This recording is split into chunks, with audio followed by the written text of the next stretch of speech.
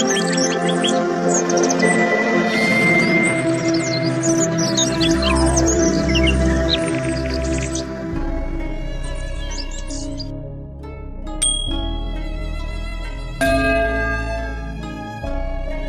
friends, I am fine and I hope that you will be also fine.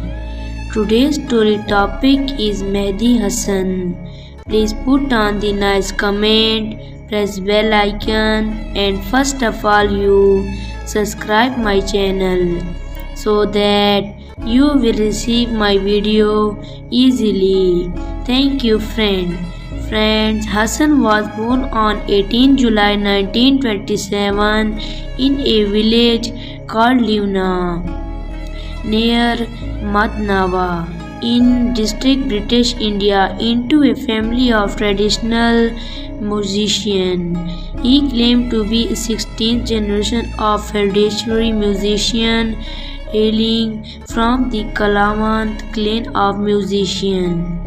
Hassan started training in classical music at the age of 8 and completed his musical training with his father Ustad Azim Khan and uncle Ustad Ismail Khan, who were both traditional dhrupad singers.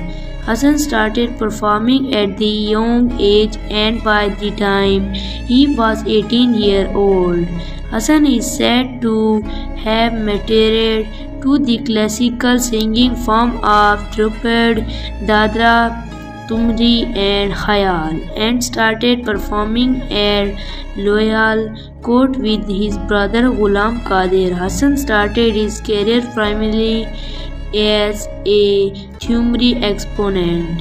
His first concert of rap was Khayal with his elder brother in reported to have been held in Fazila, Bengali and near President DC House 1935 or undivided Punjab. His elder brother Ustad Ghulam Qadir was also instrumental in sharpening his skills.